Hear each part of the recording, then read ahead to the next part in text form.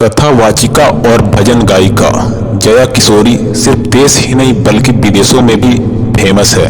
आज हम आपको इस वीडियो के माध्यम से किशोरी जी का जीवन परिचय बताने जा रहा हूँ। कथावाचिका जया किशोरी जब नानी बाई रो मारो गीत गाई तो उनके सुनने वालों श्रोता खुद ब खुद झूमने को मजबूर हो जाते हैं।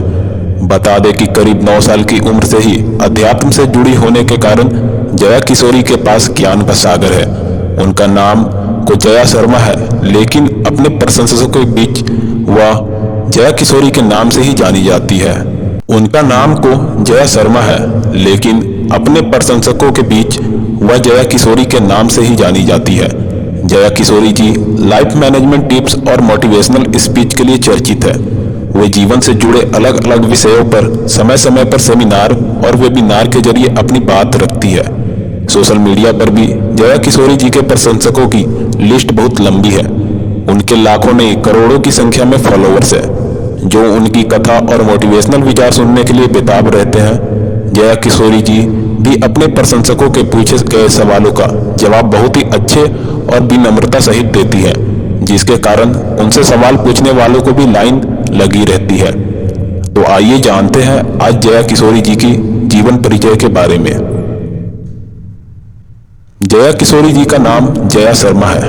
उनका जन्म 13 जुलाई 1995 को राजस्थान के गांव सुजानगढ़ में एक गौर ब्राह्मण परिवार में हुआ था। जया किशोरी के पिता का नाम शिव शंकर शर्मा है, जबकि मां का नाम सोनिया शर्मा है। वहीं उनकी एक बहन भी है जिनका नाम चेतना शर्मा है। छोटी सी उम्र में ही भागवत गीता, नानी बाई का मायरो, नरसी का भात जैसे कथाएं सुनकर प्रसिद्ध हुई जया किशोरी जी की निजी जिंदगी में भी काफी चर्चा होती रहती है। राजस्थान में जन्मी जया किशोरी वर्तमान में कोलकाता में अपने परिवार सहित रह रही है, लेकिन उनकी प्रसिद्धि पूरे देश ही नहीं बल्कि विदेशों में भी है। जया किशोरी ने अपनी स्कूल पढ़ाई कोलकाता के महादेवी बिरला वर्ल्ड एकेडमी से की है। उसके बाद उन्होंने बीकॉम की पढ़ाई पूरी की। करीब 9 साल की उम्र में जया किशोरी ने संस्कृत में लिंगाष्टकम, शिव तांडव स्तोत्रम, रामाष्टकम, मधुराष्टकम, श्री रुद्राष्टकम, शिव पंचाक्षर स्तोत्रम, दारिद्र्य दहन शिव स्तोत्रम आदि कई स्तोत्रों को गाकर हजारों श्रोताओं को प्रभावित किया है। 10 साल की उम्र में जया किशोरी ने अमोघ फलदायी संपूर्ण सुंदर कांड गाकर लाखों लोगों के दिलों में विशेष स्थान बना लिया। उसके बाद से उनके प्रशंसकों में कोई कमी नहीं आई और उनके प्रशंसक उनकी एक झलक पाने के लिए बेताब रहते हैं। हर कोई व्यक्ति जया किशोरी जी के पति का नाम जानना चाहता है, लेकिन आपको बता दें कि जया किशोरी जी अभी तक अविवाहित है। उन्होंने अपने एक इंटरव्यू में कहा है कि वे साधु या सन्यासिनी नहीं है, मात्र एक सामान्य महिला है। उन्होंने कहा कि उनकी शादी अभी नहीं हुई है, इनमें बहुत देर है और ये कभी भी नहीं चाहेंगे कि शादी के कारण उनकी कथा प्रभावित हो। जया किशोरी के प्रशंसक उनकी निजी जीवन के बारे में जानना चाहते हैं, मसलन वो शादी कब कर रही है, कौन दोस्त है, परिवार के साथ उनकी कैसी बॉन्डिंग है। इंटरनेट पर भी ऐसे सवालों का बहुत सर्च किया जाता है। सोशल मीडिया पर भी उनकी शादी को लेकर अक्सर सवाल पूछे जाते हैं। जया किशोरी ने ऐसे ही एक वीडियो में अपनी शादी को लेकर चर्चा की है। संस्कार टीवी द्वारा साझा किए गए एक वीडियो में जया किशोरी जी कहती हैं, अगर उनकी शादी कोलकाता में ही होती है तो ये उत्तम होगा।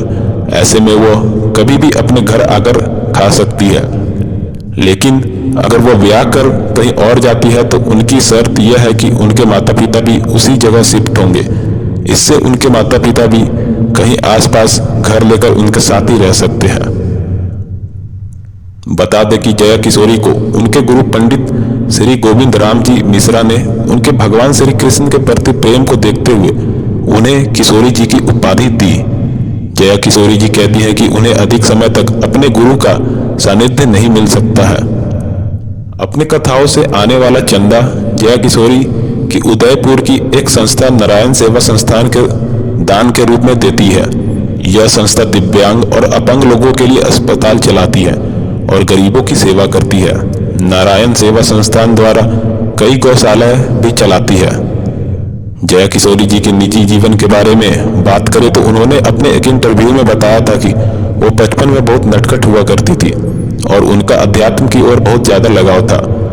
बचपन में वह एक जगह पर नहीं बैठ सकती थी, इसलिए वह अपने आस पड़ोस के घरों में आती जाती रहती थी और उनके पड़ोसियों का भी उनसे बहुत लगाव था।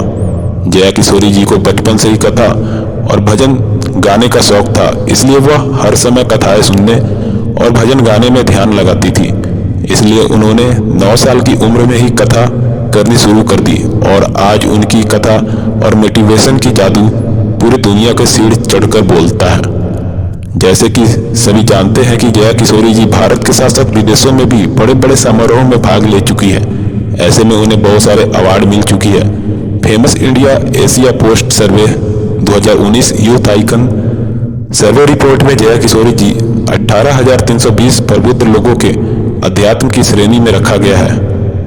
तो उम्मीद करते हैं दोस्तों आपको हमारे द्वारा दी गई जानकारी पसंद आएगी। अगर आपको भी जया किशोरी जी का जीवन परिचय पसंद आए तो आप हमें कमेंट करके जरूर बताएं। अगर किसी प्रकार की कोई कमी रह गई तो कृपया हमें अपने विचार जरूर दें ताकि हम उसमें सुधार कर सकें। धन्यवाद।